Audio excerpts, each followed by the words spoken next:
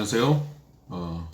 비대면 시대에 보내는 바울의 편지 읽기 오늘 세 번째 날입니다. 데살로니가 후서 1장부터 3장까지 오늘 우리가 읽게 되는 분량입니다. 데살로니가 후서 전체인데요. 데살로니가 후서에 대해서 먼저 좀 설명을 해야겠습니다. 데살로니가 전서는 앞에 설명을 했으니까요.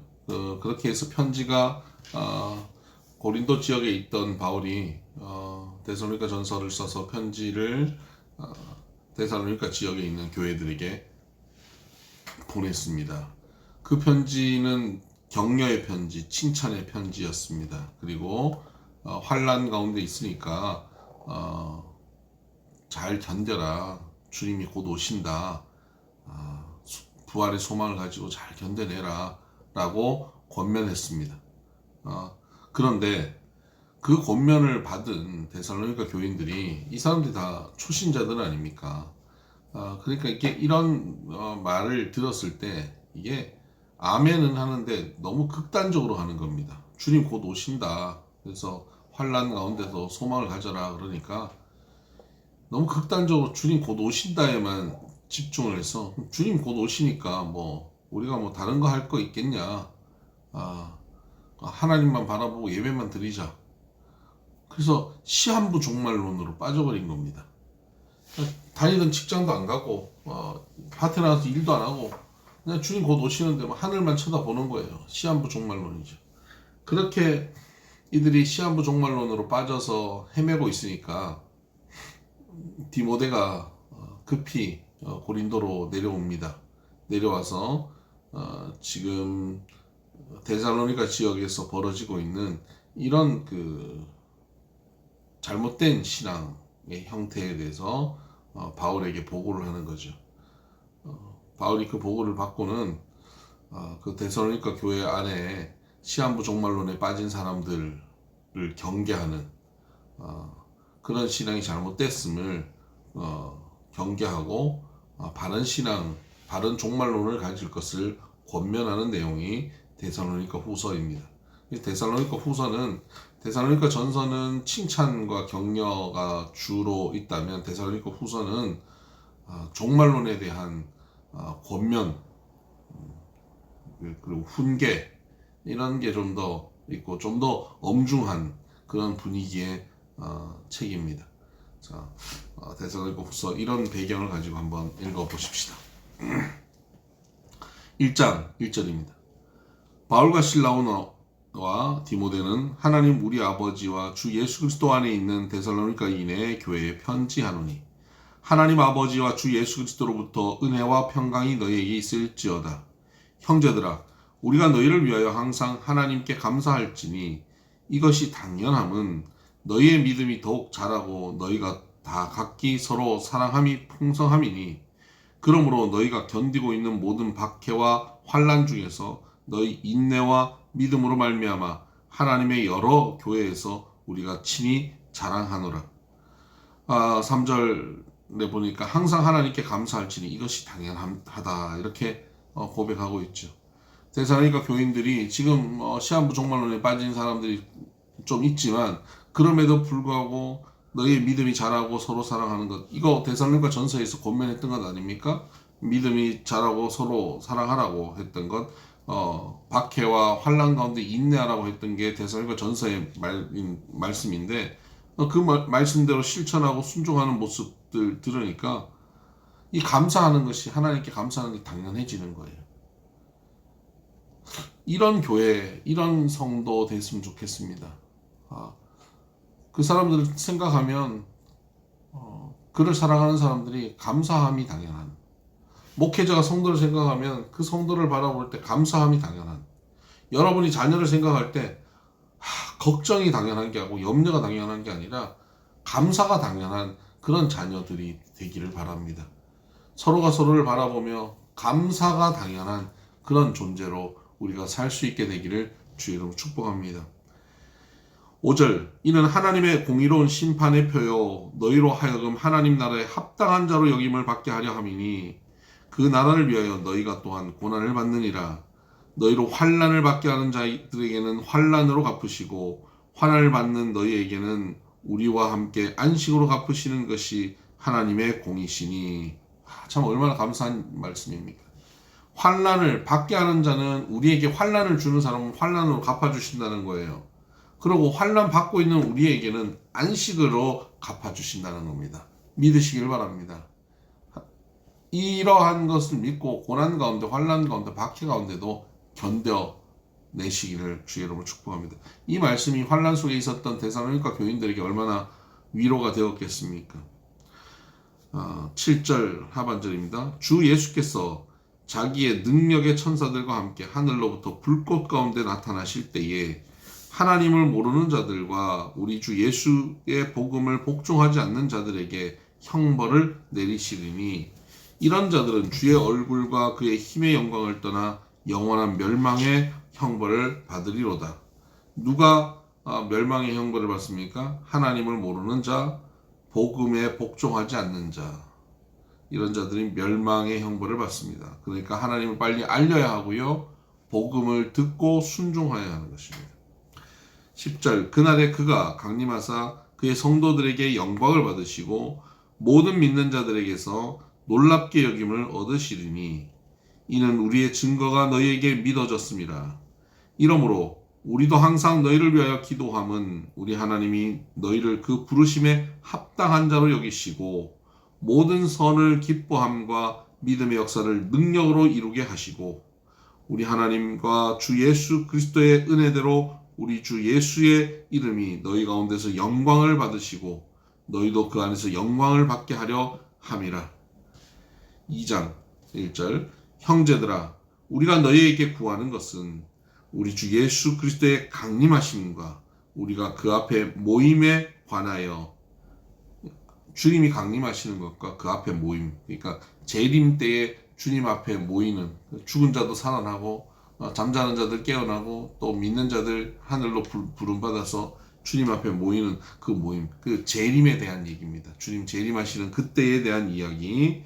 2절 영어로나 또는 말로나 또는 우리에게서 받았다 하는 편지로나 주의 날이 이르렀다고 해서 쉽게 마음이 흔들리거나 두려워하거나 하지 말아야 한다는 것이라. 그러니까 재림에 관해서는 어떤 사람들이 영어로나 말로나 우리한테 받은 편지를 언급하면서 하는 그런 말들에 의해 너희들이 그 재림에 대한 이야기에 좀 쉽게 흔들리지 말아야 된다. 그 재림을 두려워하지 말아야 한다라고 말씀하고 있습니다. 3절 누가 어떻게 하여도 너희가 미혹되지 말라. 속지 말라는 거예요. 재림과 시한부 종말론 이런 데 속지 말라는 겁니다. 먼저 배교하는 일이 있고, 그러니까 종말이 올 때는, 재림이 올 때는 먼저 배교하는 일이 많이 일어납니다. 그러니까 신앙의 길에서 그 신앙을 거부하고 배신하고 떠나는 이들이 많이 나옵니다. 저 불법의 사람 곧 멸망의 아들이 나타나기 전에는 그날이 이르지 아니하리니. 불법의 사람, 멸망의 아들, 이 적그리스도를 얘기합니다. 분명하게 하나님을 반대하고 예수 그리스도를 핍박하는 적그리스도의 등장입니다.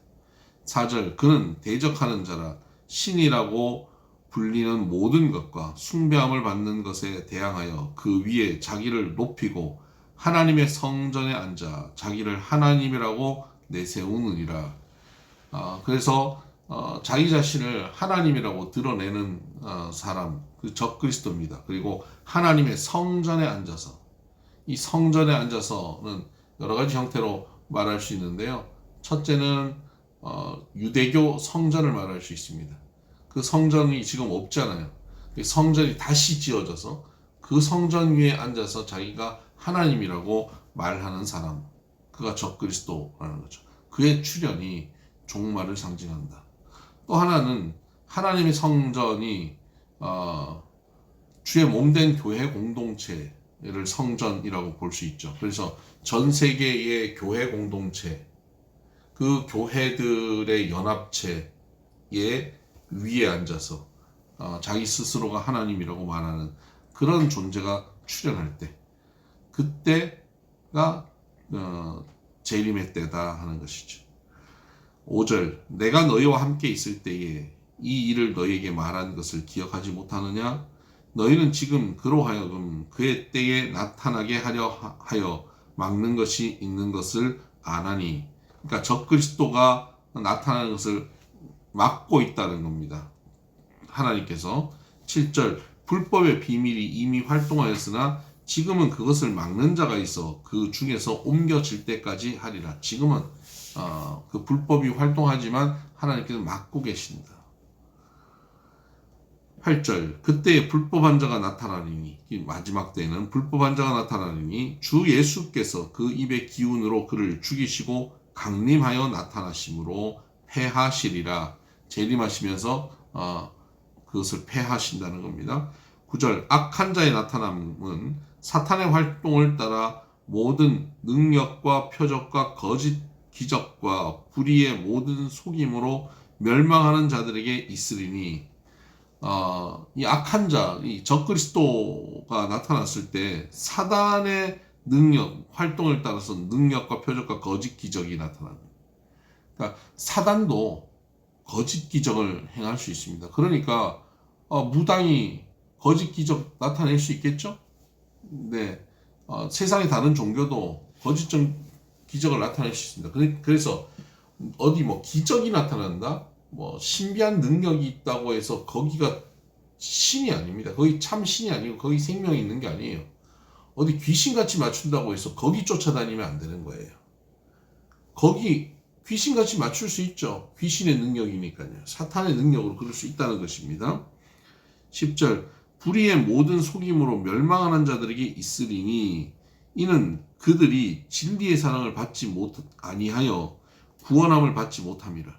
여기서 그들은 누구냐면 그 적그리스도에게 속는, 그 거짓된 사탄에게 속는 자들. 그들은 왜 속냐?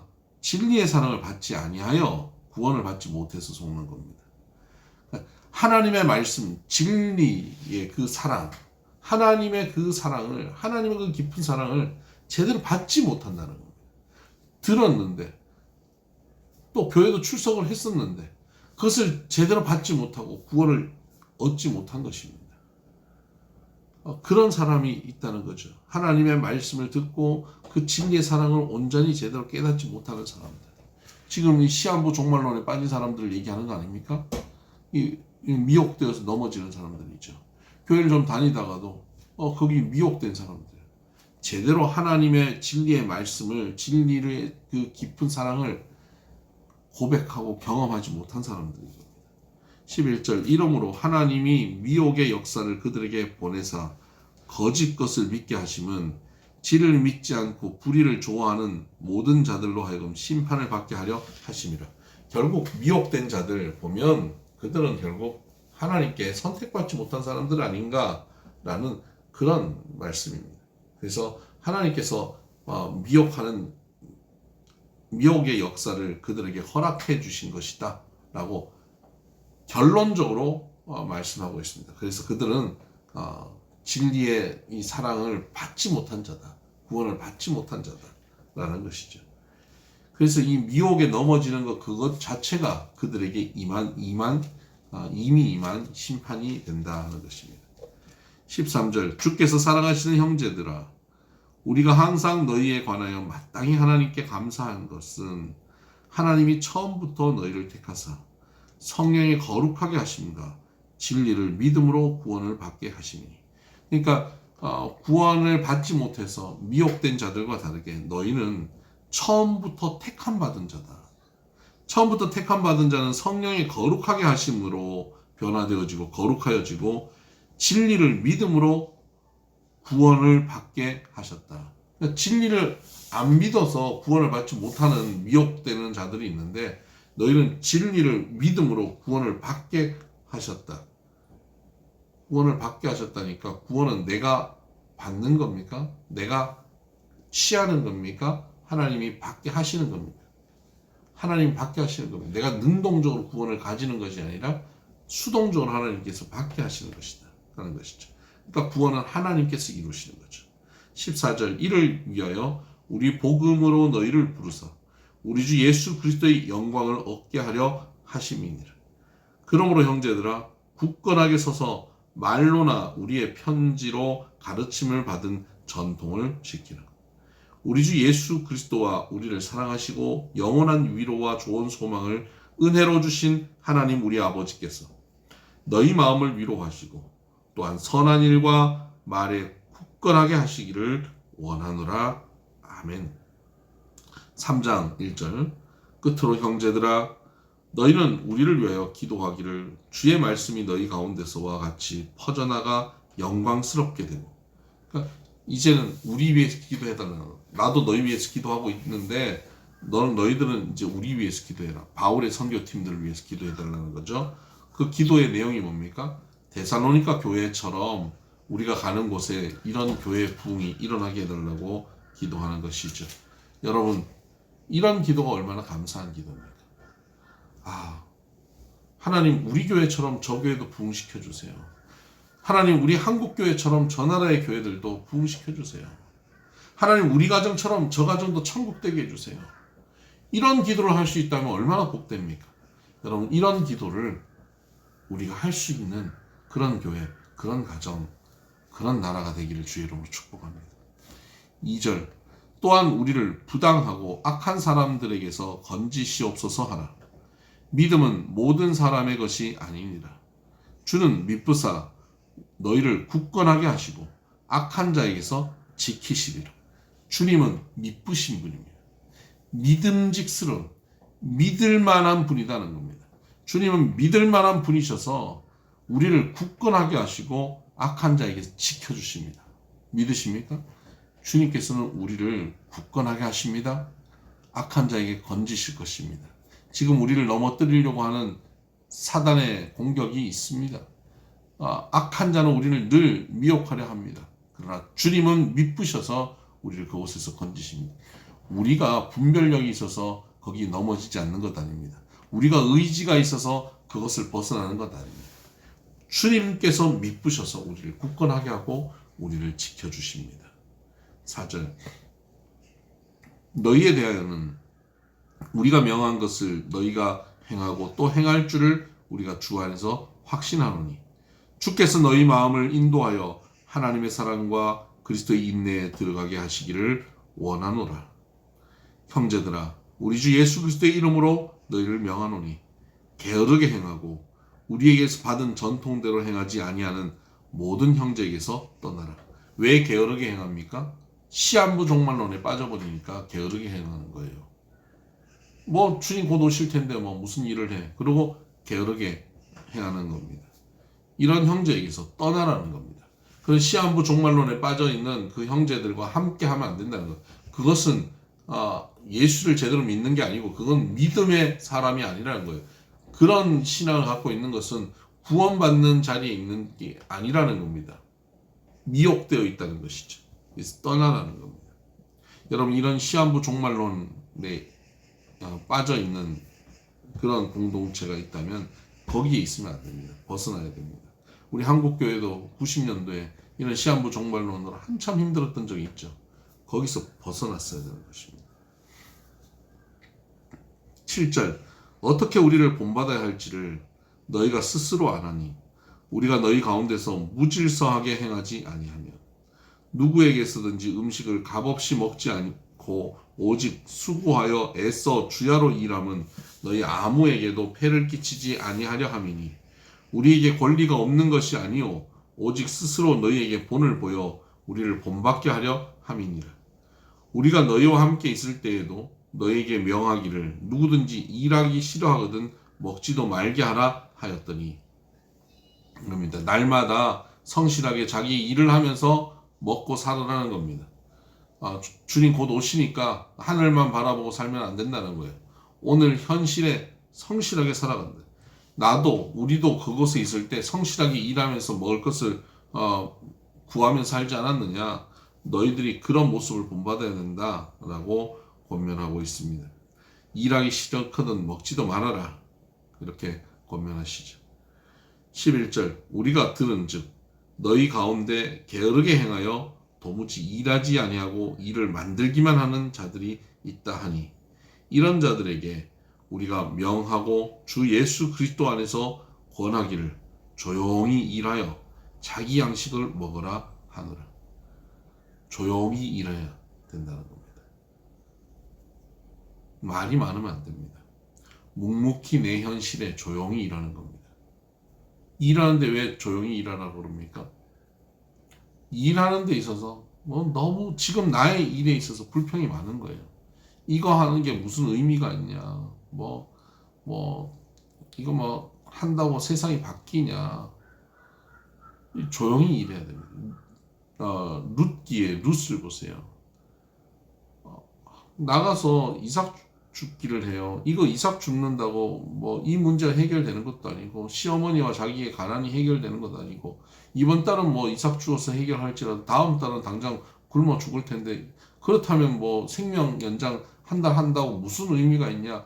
그리고 투덜투덜 대면서 내가 잘못 왔다. 내가 시어머니 믿고 오는 게 아닌데 이러고 투덜대고 원망하고 그러면서 일하는 게 아니에요. 그냥 조용히 현재 나에게 주어져 있는 일을 하는 거예요. 이거 하고 다음 달에 대책이 없어도 오늘 할 수 있는 게 있다면 하는 거예요. 그럼 다음 달은 또 하나님께서 길을 열어주실 거니까요. 오늘 내가 하는 일을 조용히 일하는 겁니다. 그리고 자기 양식을 먹는 거예요. 이것이 신앙인의 자세입니다. 13절 형제들아 너희는 선을 행하다가 낙심하지 말라. 선을 행하다가 낙심하는 경우들 많습니다. 이렇게 열심히 하나님 말씀 붙잡고 걸어가고 신앙생활을 한들 무슨 의미가 있냐? 무슨 소용이 있냐? 저 선을 행하지 않고 악하게 사는 사람들 훨씬 더 잘 사는 것 같고 더 행복한 것 같고 더 많은 것을 누리고 있는 것 같은데 난 괜히 하나님 말씀 붙잡고 기도하고 교회 가서 헌신하고 11조하고 해도 저들보다 더 어렵고 힘든 것 같다. 그래서 낙심하는 거예요. 낙심하지 마셔야 합니다. 여러분 하나님께서 반드시 갚으십니다. 하나님께서는 반드시 하나님을 믿고 말씀대로 걸어가는 일을 반드시 영광스럽게 만들어 주십니다. 그 자리까지 가는 것 소망하고 걸어가시길 바랍니다.